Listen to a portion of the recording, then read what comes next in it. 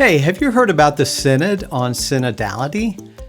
It kind of sounds like a meeting on meetings or a movie on movies. I'm not sure, but if you're not sure, then stick around. You're in the right place because we'll be sharing 3 things you need to know about synods and synodality tonight on Catechist Stream.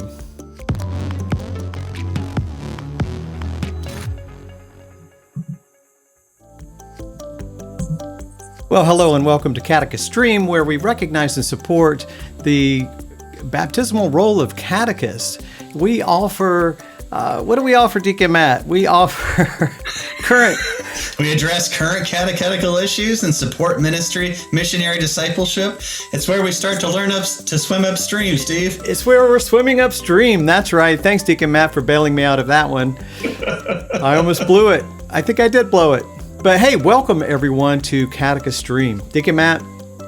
Well, last week, Steve, we offered 3 tips to kickstart your new year. Hopefully, if you didn't join us live for the stream, hopefully you saw the recording, which is on our website, catechiststream.com.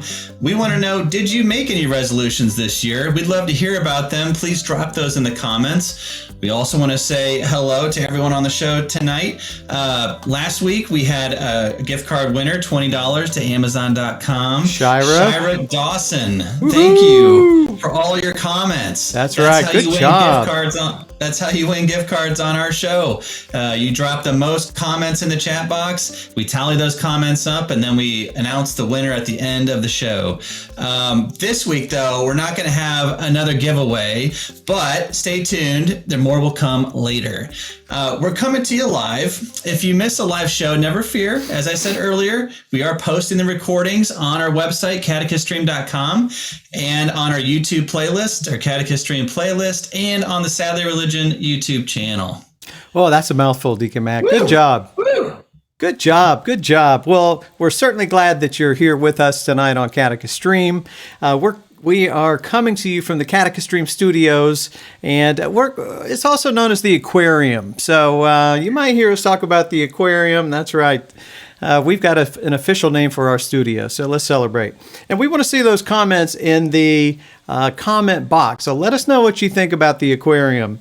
And if you're new to Catechist Stream, be sure to put new in the comment box so we can say hello to you. We want to recognize that you're here, that you've taken time to join us, and it's really, really important because we want to support you. So thanks for taking time to be here. Oh, Deacon Matt, what do you think? Are we getting any comments tonight? You tell me. You're watching that restream. Okay, well, we want to know what resolutions did you make? So we are going to just kind of pause and go to our chat box and see if we have anything coming in about your resolutions that you may have made for the new year. Now, we're talking about within the context of being a catechist. So have you already made resolutions, or as a result of last week's show, did you make any resolutions? Now, I resolved, I'll just share one of mine after your sharing, Deacon Matt. I resolved to start the day with God and end the day with God formally. I do it throughout the day, but I'm making that concerted effort to make that part of my day. So that's one of my resolutions. And we're just lonely here. No one's making any comments to tell us what they're doing, Deacon Matt. That's okay. We're going to make a resolution to not let that bother us and keep forging ahead.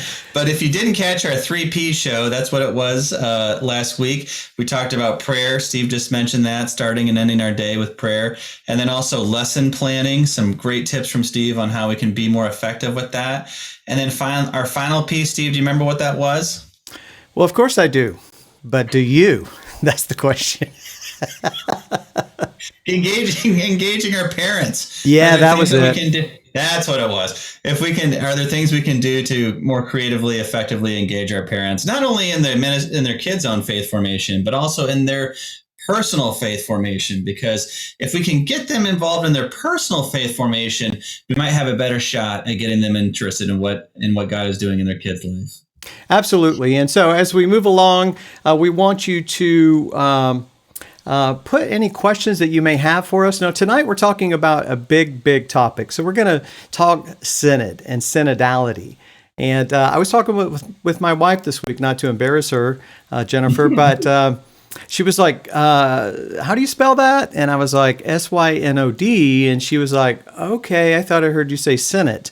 And I don't say that to embarrass her. I say that because this may be something new for you. And you're not familiar with the term, and that's the reason that we're talking about it. So you're in a great place if that's where you're starting from, or maybe you have something that you'd like to share with us. But if you do have a question, put a Q before your question in the chat box, and we'll be able to identify it more quickly, and we want to respond to that question as well. So Deacon Matt, this is an important topic. So what would you say just to sort of get our appetites wet about synod and synodality? I'd say first off, the word synod or synodality really implies journeying together, being together. And boy, we need that more now than ever in the church. We need to be listening to one another because the church is facing really unique challenges these days. And to overcome them, we have to do it together. So to talk about synod and to practice synodality comes at a great time. Right. And I think we had a theme song for that, didn't we? We did. For Come Together. Yeah. Oh, yeah. Let it play. So we're calling this Come Together, and maybe you'll get the essence of why as we go along. So we decided to create a 3-part series on synod and synodality, where in part 1, we'll address 3 things to know about synodality. In part 2, we'll talk with a diocesan director and good friend of mine, John Gaffney, about how his diocese is practicing synodality and preparing for the 2023 synod. And in part 3, we're going to forecast some ways that the synod will impact catechesis going forward. You definitely won't want to miss these shows. Not at all. So let's hear the 3 things that we'll talk about tonight on Catechist.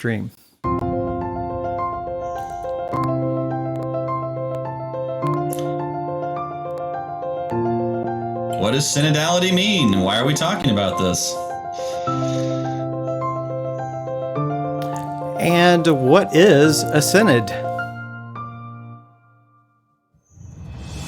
What makes the upcoming synod unique?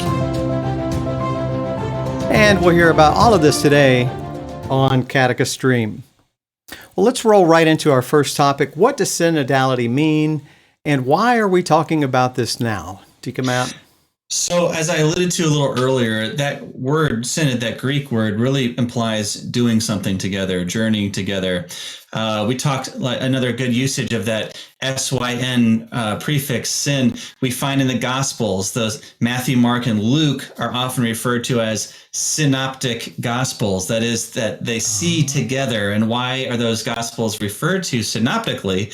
Because there are so many parallel stories of Jesus. So we find a lot of the same events and miracles in Matthew, Mark, and Luke. So they see Jesus in a very similar way, but they also present Jesus in their own unique theological way as well. So here we are talking about journeying together. And part of that journeying is a journeying of listening, and as well as a journeying of speaking up, particularly for groups that are marginalized within the church and without.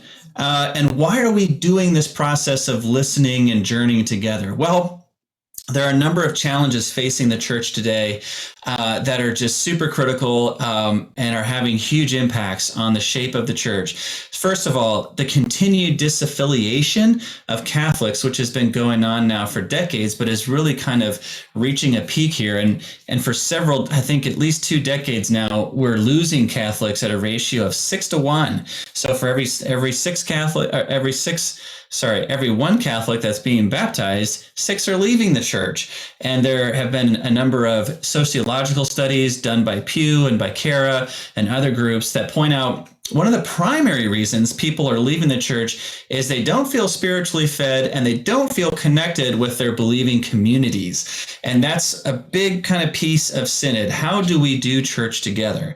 How do we worship together? How do we share our faith together? How do we socialize together? How do we live as church together? Another reason and another kind of challenge facing the church today, another reason for the synod, is there's a lot of divisiveness going on in the church. There's divisions over, what people think about Pope Francis. There's divisions about the church's stance on COVID, too weak, too strong. There's divisions about church teachings in other spheres, particularly the moral area. Another big challenge facing the church today is within the church itself and within the sort of structure of the church, how the church has tended to operate, which is, and I'll borrow a phrase from James Mallon in his book, From Maintenance to Mission, we've been in kind of maintenance mode, where the church has really just kind of kept the lights on, kept the status quo, and has not been super quick or super eager to go out of its comfort zone and try to meet not only its parishioners out in the community, meet them in different ways, engage them through faith in different creative ways, and encourage them to do the same in the community and in their homes, but like also to go out of their comfort zone, like just to try something different. And why do we need to do that today more than ever? Because we're losing Catholics. We're not engaging with them. We're not meeting them where they are. Another word for that is encounter. So we're talking together. We're going to listen together. Dioceses, as Steve will point out in his piece, are already in this process of practicing synodality leading up to the 2023 synod, because it's so necessary that the church really wrestles with these key issues I just mentioned. And the only way we're going to wrestle them is if we do it together. Yeah, thank you for sharing that. I think we can all relate with disaffiliation, division in the church, the challenges that we're experiencing trying to keep our church together and trying to keep it from leaking out membership, and at the same time attracting new people to what the good news truly holds for them. So such an important time, and we have to engage in certain ways to try to, in a sense, you talked about, from maintenance to mission, rebuilding the church that we have from within. So it can be more appealing to keep membership and bring in new membership. What are some ways that you would suggest that we do that? Right. So these are ways that the Synod is going to suggest to the global church. And these are actually some of the objectives of the synodal process. That's a great Scrabble word, synodal. Listening, which is an art form. And if you do it really well, let me know what you're doing, because I struggle to listen. As a minister in the church, I listen to a lot of people. As a husband, I listen to my wife, or I like to think I do. And as a dad, I listen to my children. But a lot of times that listening is more hearing and more kind of thinking about what I'm going to say and not really trying to build on what the person is saying to me, that's more dialogue. And that's what Francis wants to get practiced in and become really apprentices of, is how do we dialogue, for example, in a parish, across ministry offices, across leadership, from those leadership positions to the people in the pews. How are we really dialoguing and not just talking at people? Another important practice that the church wants us to really re-engage with and renew with fervor is reconciliation. And I don't just mean making sure we go to confession, although that's always important for our spiritual well-being and the well-being of the church. But this synod didn't just drop out of the sky, out of nowhere. It wasn't created in a vacuum. If you look at what precipitated it, and not just the challenges that I mentioned, those sociocultural challenges right now facing the church, but look what's been happening inside the church over the last few decades as well.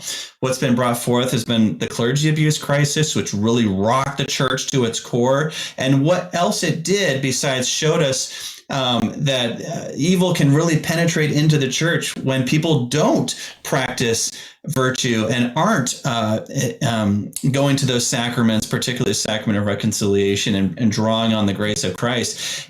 People can be led astray in terrible ways, and terrible things can happen because of it. But to heal from this, the first thing we need to do is what? Reestablish trust with people in the church. And that's from leadership to people in the pews. And that's people in pews amongst themselves, and from Catholics establishing trust with people outside, quote unquote, outside of the church, people who are not Catholic. Reconciliation is a big piece of that. How do we reestablish trust that we are a church of Christ, that we are, yes, a church of sinners. We don't condone sin, but we are a merciful church. And why it is so important that the church is present in these times in our society. This is a huge undertaking to try to achieve, and all the more reason why the only way we're going to accomplish this change and renewal is if we do it together, if we do it synodally. Yeah, I I really love that. And, we have to rely on the wisdom of the church, and that our church is led by Jesus through the Holy Spirit.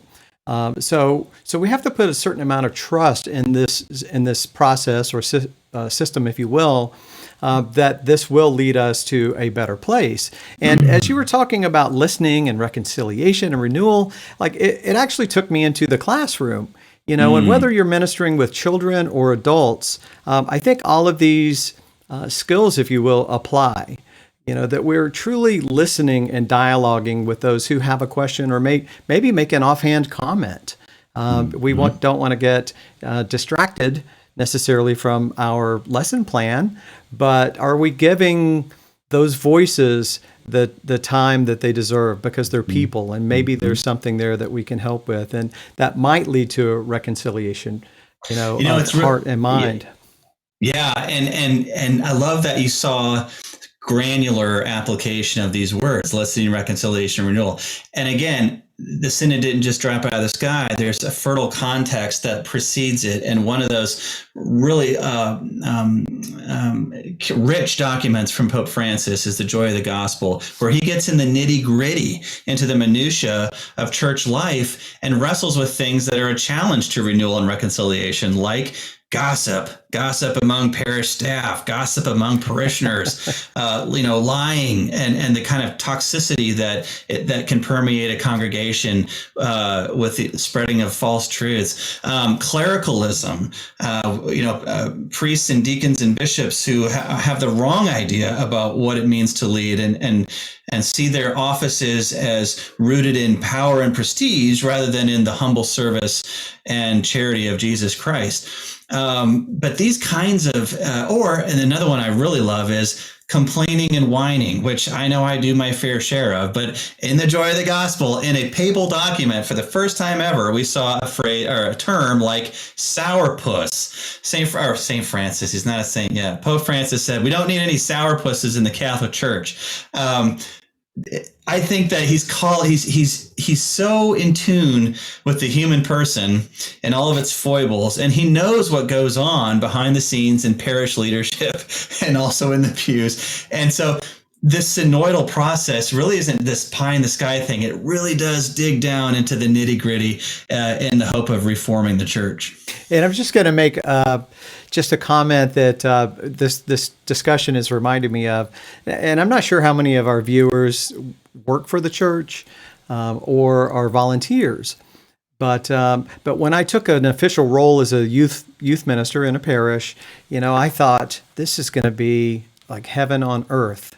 I'm working for the church and all is grand, right? And then it didn't take long to realize that there's still people in the church, and we suffer from all of these different types of afflictions. So how do we reconcile that, right? When we maybe don't see eye to eye with another staff member or even parishioner, or for that matter, a student in our class. So we can learn an awful lot, but keeping the end goal in mind that we do want to move forward and learn and grow so that we can make things better.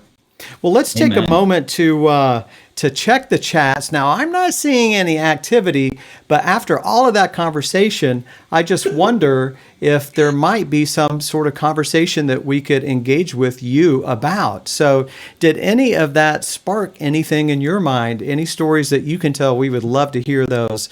What does synodality mean? Why are we talking about this? Disaffiliation, division, maintenance to mission, or listening, reconciliation, or renewal. Do we have Steve, any thoughts or comments from you all? Deacon Matt. No, saying, this is Catechist Stream is a new show. It's a new invention, rolling into our third episode. And again, these are going to be weekly broadcasts, weekly live streams. I think we're discovering a direct correlation between the prolific chatting in the chat box and the offering of the $20 gift card. So tonight we're not offering it, and we're not seeing any chatting. So people, we want your chat is wealth to us. So drop a thought, drop a comment or a question in the chat box. Well, while they're thinking, Deacon Matt, let's move on to our second topic. What do you say? Sounds good. Okay. This is all you, buddy. What is a synod? So, I see a question has just come in. So, how does one size fits all in the church? How does one size fit all in the church? Well, it doesn't, does it? That's the shortest response I can give. Since we're talking about mostly about catechesis here on Catechist Stream, make that connection with the title there. The New Directory in the preface called that very thing out and said, we need to move away from a one-size-fits-all approach to catechesis and to try to hang on to that one-size-fits-all. And I'm using those words, hang on intentionally. It's like a chokehold. And that's not my word. That's the words of those who produced the directory. I think that came straight from Archbishop Fisichella, who's the head of the Pontifical Council for Promoting New Evangelization, and also led the directed the creation of the new directory. And when it was published last summer, he and two other leaders produced letters talking about it. And he used those words, chokehold, to try to have a one-size-fits-all in catechesis. Now, we can extrapolate and say, in any other ministry sphere, would a one-size-fit-all work there? Well, I think the answer would be no, because the common denominator in all spheres of ministry is the human person. And we are all unique and different. And that's why there's so much stress these days, particularly in the new directory for catechesis, on enculturating and incarnating the gospel message. How do we do it personally, and how do we do it as a society and a culture? Good question. Yeah, great question, Debbie. Thank you very much for that. So while we're waiting on you, and feel free to drop those comments or questions in the comment box, we will move to the second question. What is a synod? And so that's, I guess, the question of the night, or one of them, right? Is what is a synod? So let's talk about that for just a second. A synod really is just a meeting or an assembly of leaders. And so it's a fancy word, and I know Deacon Matt's already alluded to the Greek behind that, of where people are gathering together, but there's more behind it. So let's take a look at what's sort of behind this idea of synod. There has to be a context, right? And so it's where people are walking together, and we see this in the New Testament. We see where disciples are walked on the way. They walked with Jesus. That they were following Jesus on the way, and they were even called followers of the way. And so we see many stories about Jesus and his disciples moving together, and that lays a bit of groundwork. And then we read about the road to Emmaus, where two were walking and they were devastated that it appeared that Jesus had been crucified and died. And then a stranger joins them and is walking with them and listening and dialoguing with them about their fears, their anxieties, their perceptions, and what has happened. And it's not until they shared a meal together and that they recognized that it was Jesus in their presence. And Jesus is walking literally with these two folks on the road to Emmaus. So we see that in Scripture. We may be very familiar with that scripture. Is somewhat foundational to what we do in catechesis. And so we're accompanied on the way by Christ. And so if you can sort of put that into that larger perspective, that we are a people, we're moving, and Christ is in our presence. And there's actually origins also in Acts 15, where now we have this new church and we have preaching to the Gentiles. And so there's a bit of controversy around whether they should adhere to the Jewish law or whether that is still pertinent to them to becoming followers of Jesus. And so the leadership gathers together in Jerusalem, and it's where Peter sort of establishes his position as leader of the church. He listens, they all dialogue, and then he makes a statement. And so now we're beginning to see the structure of synodality or of a synod a little clearer, where we can understand that there's a bit of formality behind this movement, and Jesus walking with us. So synods are they're similar to councils. So anticipating that question, I had it. What is the difference between a synod and a council? And we don't have time to get into all of that tonight. And I'm not sure I would be the best person to answer that question, only to say that the synods are similar to councils. There was an ecumenical council. It convened in Nicaea in 325. So we're beginning to see, as the church formalizes and develops, that these formal gatherings are coming together to sort of solve issues. Now we're beginning to recognize that there are questions that need to be addressed. And so there's a power of the risen Lord that's guiding these gatherings, councils, and synods, and leading the people of God forward in their faith as the truth is revealed.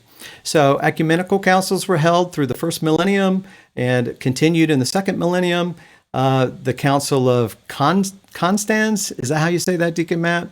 Resolved the Western Schism of the 15th century. The Council of Trent was convoked in response to the Protestant Reformation. So all of these sort of challenges and uncertainties would bubble up or surface up, and so a council would be convened. And so in the 20th century now, we began to see that, let's see if I can get that slide together, the formalization and the popularity of synods began to grow. And so we see the Second Vatican Council, where there was an experience of bishops who had a greater role in the governance of the church and really looked for this to continue. Because what that means is that the voices are being represented, that voices are being heard. And so Paul VI, Pope at the time, issued a document creating the Council of Bishops, and then Pope Francis, and I'm skipping a lot here for all of you who are much more familiar with this than I, Pope Francis took the office and appointed 9 cardinals to sort of solidify that synodal presence, and in hopes that the cardinals would then be electing they would be elected by the Synod of Bishops. Now, I just heard a sound, so we might get bumped off. If we do, we'll be right back in about 2 minutes. I'm unfortunately getting familiar with that sound. Now, the laity was becoming more active and recognized as an authority in the faith life of the church. And so their voice should be included, right, as a voice of the faithful that can contribute to lived faith experience. Mm-hmm. So all of these things are sort of coming together to formalize synods. And so let me show you here. We've got Pope Paul VI from Second Vatican Council. We've got Pope Francis taking over now and trying to really move this forward.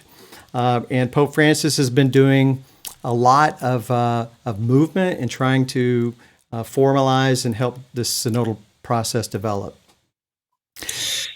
Yeah, that was well put. That was a tour de force of synodal history, and I just want to add to that too. Some distinctive differences between councils and synods. Usually when you say talk about councils, we're talking about the big ones like the ecumenical councils as they're known, and there's only been about, and I never remember this number, 22, 23, something like that, councils throughout the 2 millennia of the Catholic Church, the Second Vatican Council being the last one. If you talk about councils like small c, I think that's when we're talking more synodal, because you can have synods, for example, or councils that are not these global affairs. They don't involve the entire church around the world. They might involve, say, a particular diocese. You could have a diocesan synod. And I know, like my own diocese, the Diocese of Des Moines, we had a somewhat of a synodal process a number of years ago. And for the same reasons you just mentioned, we gather together to listen to one another and to to meet together the challenges that, in this case, our diocese was facing. And so here we are today doing this at the global level. Another distinctive marker would be that at the end of a synod, what you end up getting is an apostolic exhortation where the Pope gives his thoughts and summarizes and actually gives like kind of the marching orders for the church. What do we do about all this listening that we've done? What have we found? What are our findings? And what do we do about it? And that's what we found. That's what we saw in Pope Francis' Joy of the Gospel. Those were kind of the marching orders from Francis. We need to become a more missionary church. And right away, if you read that, as soon as you got your hands on that document, not only did you notice a very pastoral tone in the writing, but you noticed how granular things got, as I mentioned earlier, in the very sort of bowels of church life and dealing with all the kind of sludge and crud that happens there. But also just a real optimism and a hopefulness that, as what you started out with, Steve, that the real sort of the one who calls the synod into creation and the one who sees it through, it's not really the Pope, it's the Holy Spirit. And here we are once again, listening to that same Spirit and to one another. Well put. And I think it's, let me go back to my slides. I think it's important to just sort of touch on the process because it's not a sort of one-time event. It's not a one-time meeting. This is sort of a process, and we can relate to this in our own lives, when we're thinking about something that's very important, and the thought process that goes behind it, the research, the conversation. Maybe you have a family, or you're part of a family, and the mom or dad could say, "This is the way it's going to be," and that's it. Or we could all sit down together and we could hear the voices from each family member from their own context and sort of shape our decision together. So that would not typically happen over, half an hour. There might be some experiences that happened and some processing and some listening and reflection, prayer, and then we move forward with the decision in our family. So that's sort of like the synodal process. It's got phases that take place over time. So generally speaking, for this particular upcoming synod, the Diocesan Phase will be coming up later this fall.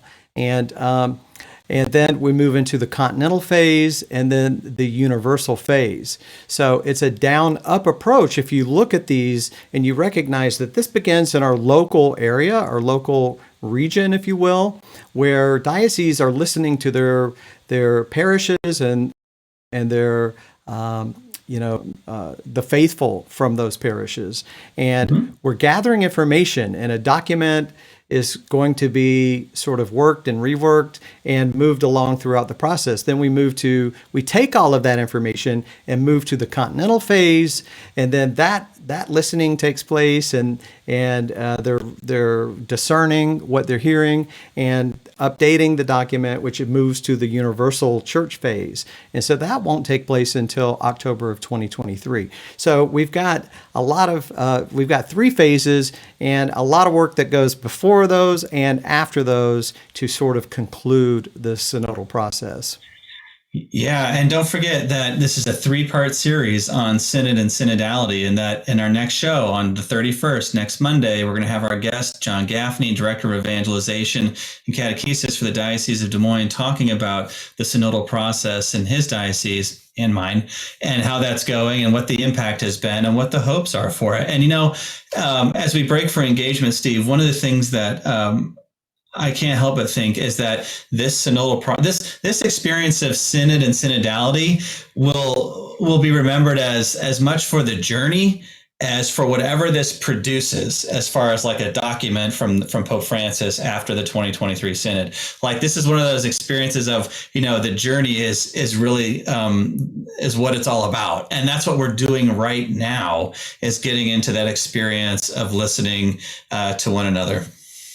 Amen, Deacon Matt. And when you alluded to whatever Pope Francis comes out with after that, the interesting thing is that so in this synodal process, all of these voices are being heard from regional to continental to the universal, and ultimately those voices are taken seriously, but they have to be discerned. So at the end, it is up to Pope Francis as to what information will be applied into whatever direction, and no one really knows what that will look like. And his response to that is not that I'm the boss or the N-word or hold the power or make all of the decisions. He discerns the validity of what comes up to him.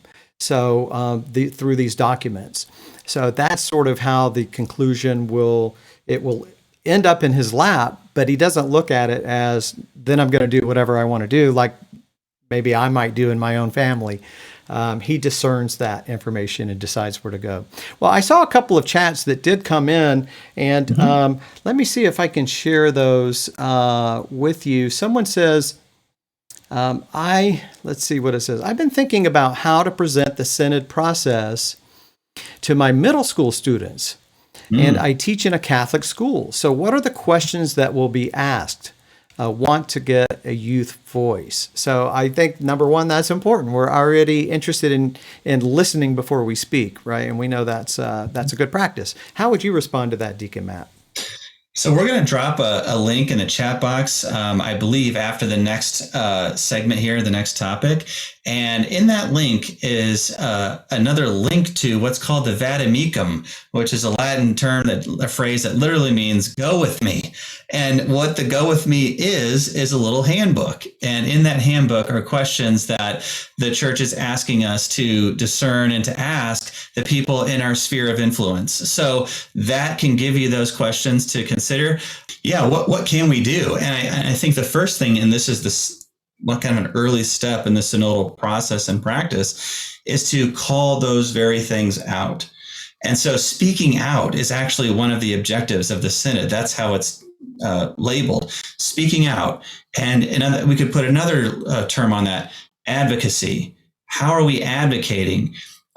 First of all, to advocate for others, we have to believe that our own voices matter. And I think that having a synod like this is trying to really get us to believe, as Catholics all over the world, doesn't matter where you are. If you're in Rome, if you're in Des Moines, Iowa, if you're in Atlanta, Georgia, which my co-host is, it doesn't matter where you are. Your voice matters. Whether you're a bishop, priest, layperson, deacon, doesn't matter. Religious, your voice matters because you're a part of this body.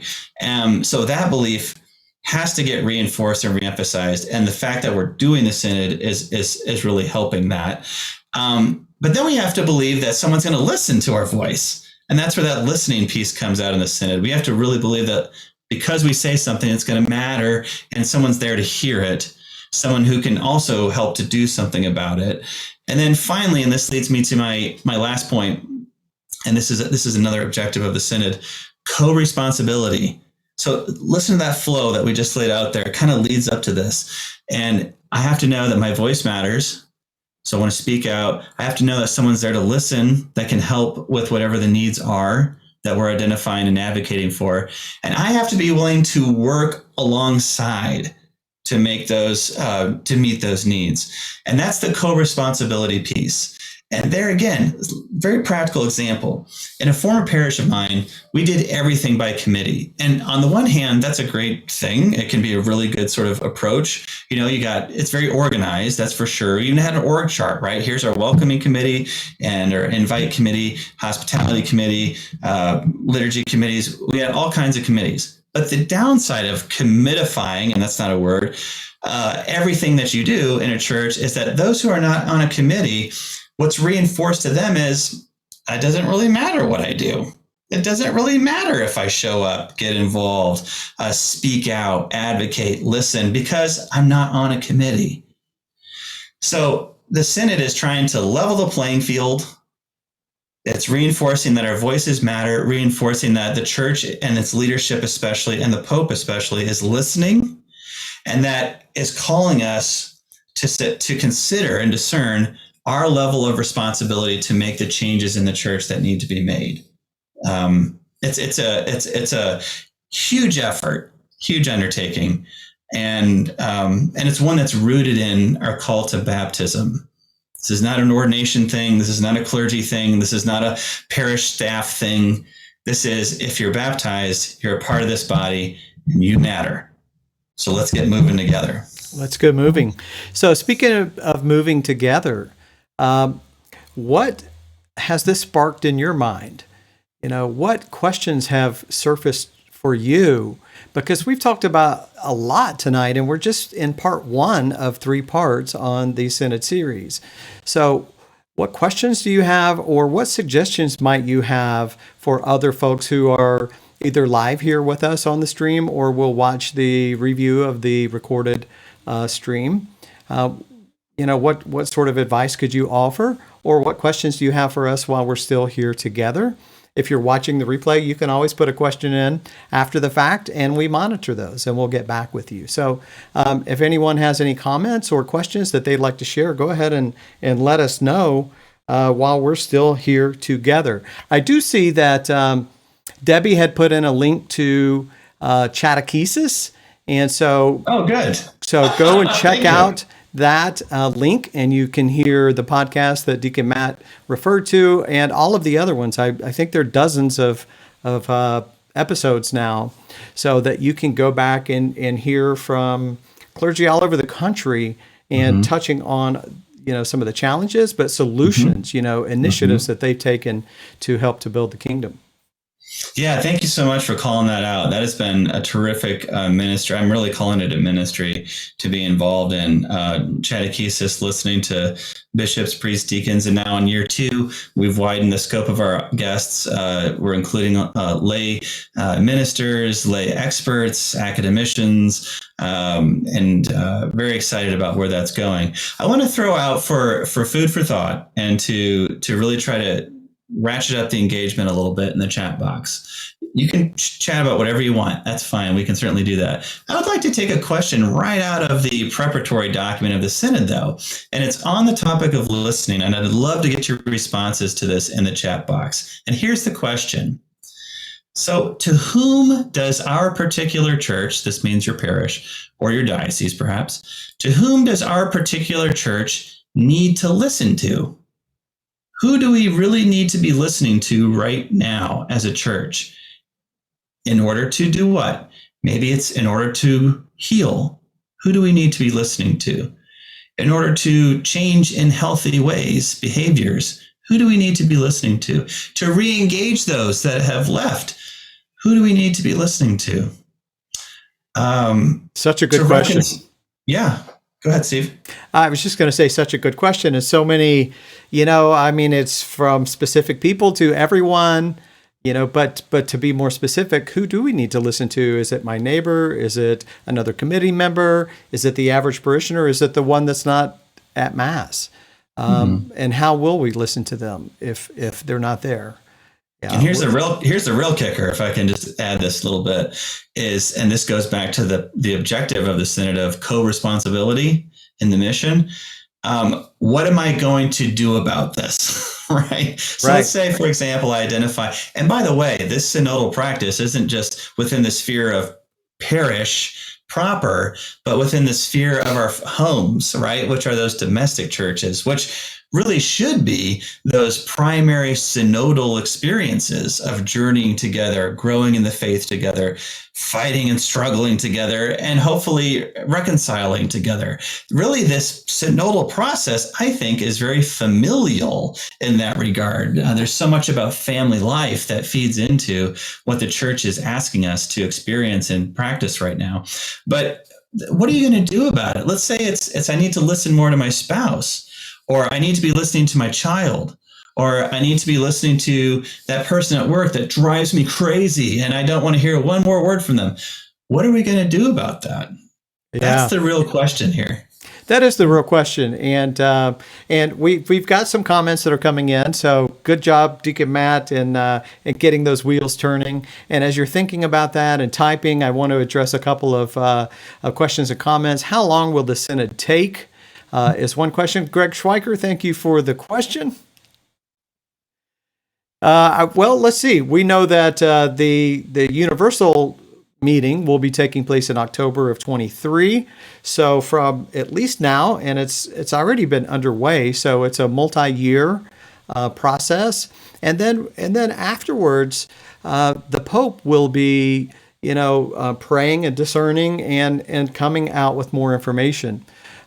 So what would that look like, or what could that look like, and what might that time frame be, Deacon Matt? Yeah, so in past synods under Pope Francis, so we had the Synod on the Family, we've had a Synod on Youth. Pope Francis wrote the Apostolic Exhortation, which is the summary document. That was the Joy of the Gospel. That was its title.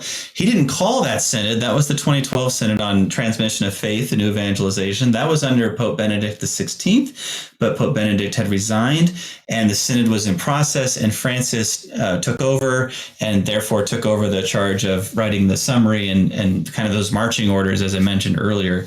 And that all, if you look at those synods and the time it took to get the documents out from the Pope, probably, so if this is happening in October of 2023, we might see something before the end of the year, but doubtful. We'll probably see something in the following spring.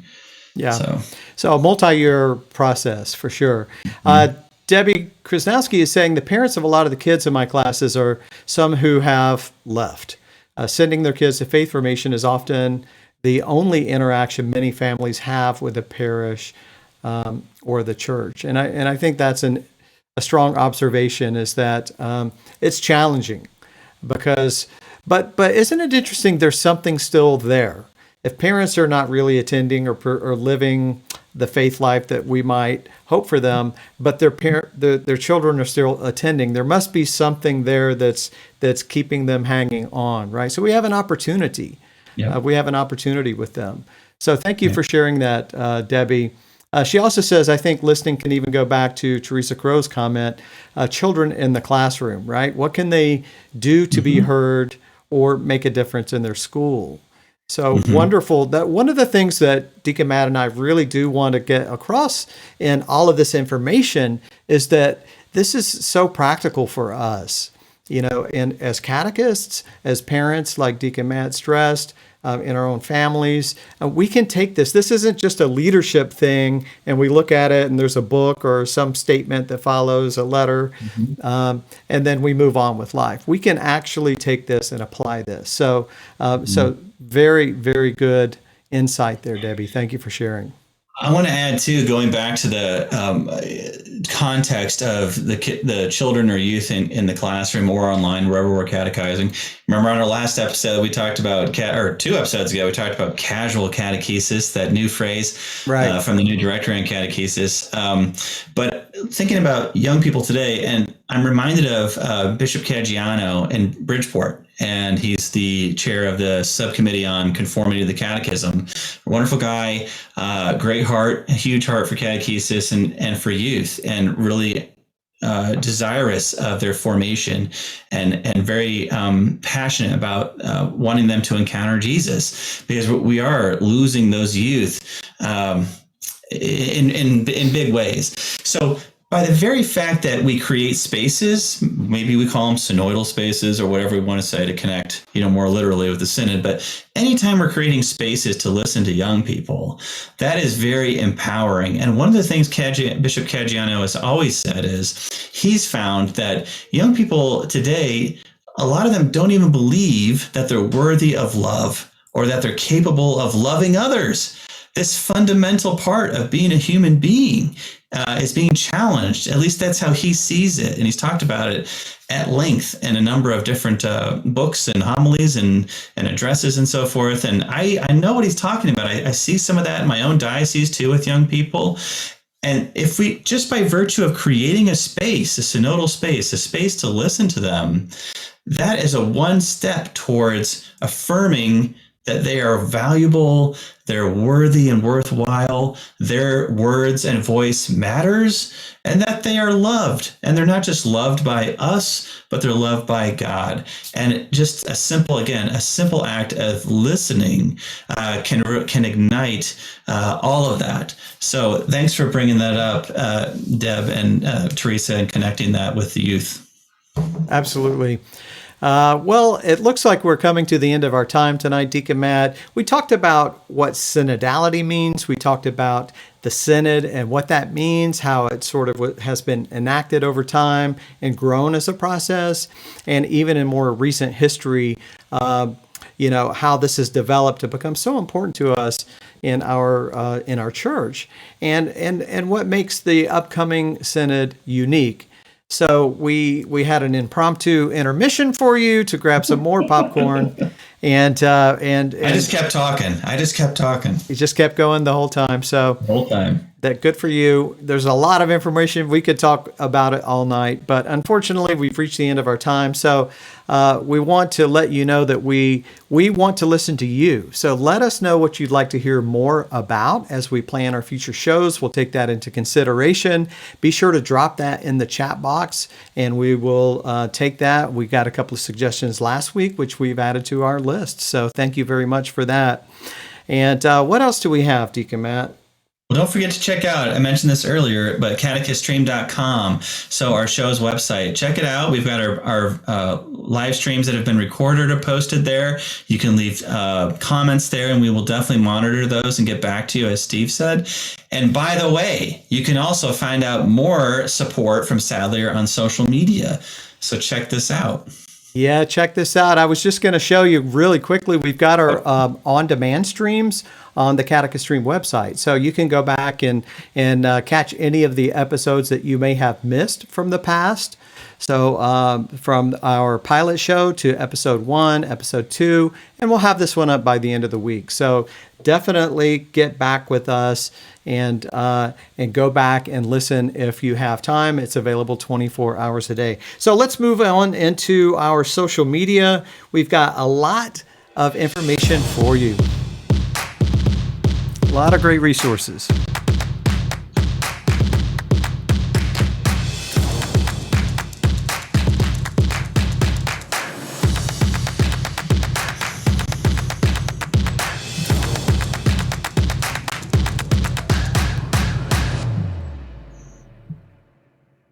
Oh yeah, so we have a lot of video content on YouTube. We're also posting a tremendous amount of information and resources for you on Sadly Religion, on Facebook, as well as this group, Advance Your Expertise in Catechesis.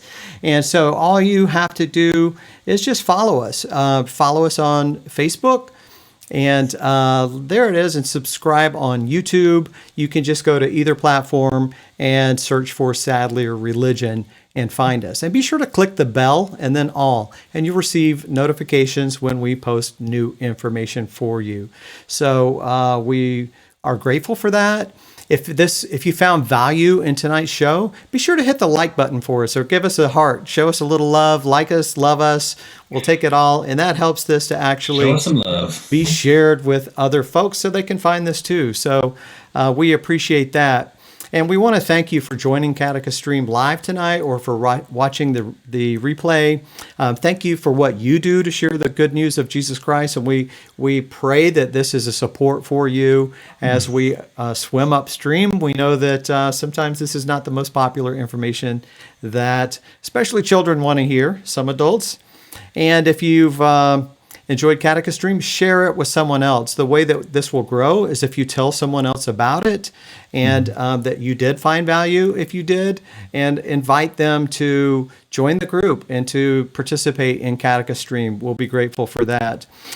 Or if you want to, just send them to the website, catechiststream.com. It's got all the information there for you. So what are we going to talk about next week, Deacon Matt? Next week we're going to have John Gaffney on, Diocesan Director of Evangelization and Catechesis and Faith Formation, chatting about heading up the synodal process here in the Des Moines Diocese and what that experience has been like. And he'll have some really interesting stories and tips for you, so you won't want to miss that show. Yeah, I'm looking forward to it. I know you are, and it will be another show that you won't want to miss. We're very grateful for John, who is able to join us next week. So never forget that you're called by God to share the good news. The catechist is a very important role, and don't take it lightly, and never feel like you're not being effective, because you are a witness of your faith to someone else, and there's no stronger way to evangelize than to share the faith that you have with others. So until the next time, keep swimming upstream.